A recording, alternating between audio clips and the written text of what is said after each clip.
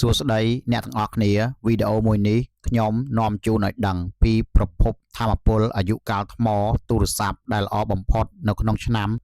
2026នេះក្រោមលទ្ធផលវត្តមានចំនួន4ដែលខ្ញុំនឹងរាយរាប់ជូនទស្សនាដូចតទៅប៉ុន្តែសូមបញ្ជាក់ថាការធ្វើតេស្តជាសិទ្ធិឯករាជ្យភាពយោងតាមការបញ្ជាក់ពី website ដោយមិនមានពាក់ព័ន្ធស្ថាប័នណាមួយឡើយ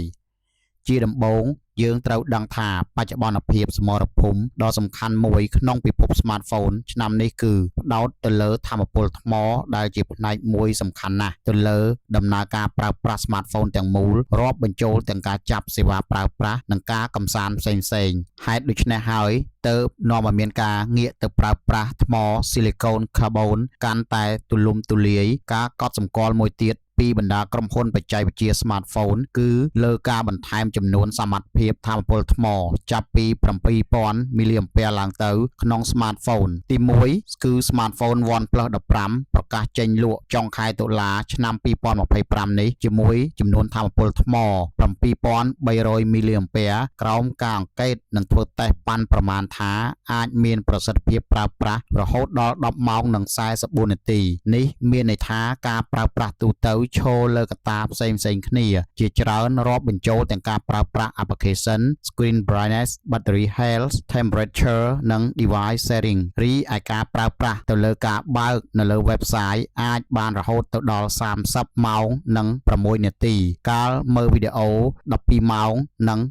37នាទីរីឯការលេងហ្គេមវិញមានចំនួន14ម៉ោងនិង16នាទីទី2គឺ smartphone Oppo Find X9 Pro មានចំនួនផ្ទុកថាមពលថ្ម 7500 មីលីអាំពែក្រោមការវិតម្លៃថាអាចប្រើប្រាស់បានរយៈពេល9ម៉ោងនិង50នាទីគួរបញ្ជាក់ថា Find X9 Pro និង OnePlus 15ទាំងពីរមានប្រភពមកពីក្រុមហ៊ុនដើមតែមួយដូចគ្នាគឺ BBK Smartphone បន្ទាប់ទី3ដែលនឹងត្រូវប្រកាសខ្លួនទទួលស្គាល់គឺ Samsung Galaxy S25 Ultra ថាមពលថ្ម 5000 មីលីអាំពែជាមួយការប៉ាន់ប្រមាណប្រើប្រាស់ថាបានចំនួន8ម៉ោងថ្មីត្បិតថា Smartphone នេះបានប្រកាសខ្លួនយូរដែរហើយប៉ុន្តែបើនិយាយពីសមត្ថភាពប្រើប្រាស់វិញឃើញថានៅប្រជែងជាមួយ Smartphone បច្ចុប្បន្នបាន Smartphone លេខរៀងទី4ទៅលើការប្រើប្រាស់ថាមពលថ្មមានប្រសិទ្ធភាពខ្ពស់គឺប្រភេទជា iOS វិញម្ដង Apple iPhone 17 Pro Max មានចំនួនថាមពលថ្ម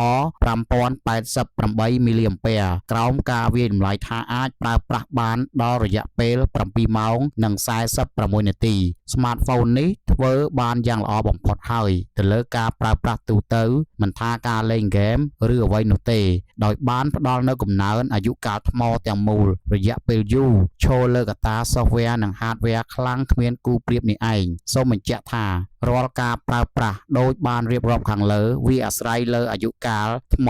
រួមទាំងកម្មវិធី Software ជួយធ្វើការ Optimization បានល្អហើយការធ្វើតេស្តនេះទៀតសោតផ្ដោតទៅលើការប្រើប្រាស់តាមរយៈ Wi-Fi ដូច្នេះប្រសិនបើជាចង់ស្វែងយល់បន្ថែមសូមលោកអ្នកចូលទៅកាន់ website Phone Arena Battery Score សូមអរគុណសម្រាប់ការតាមដានទស្សនា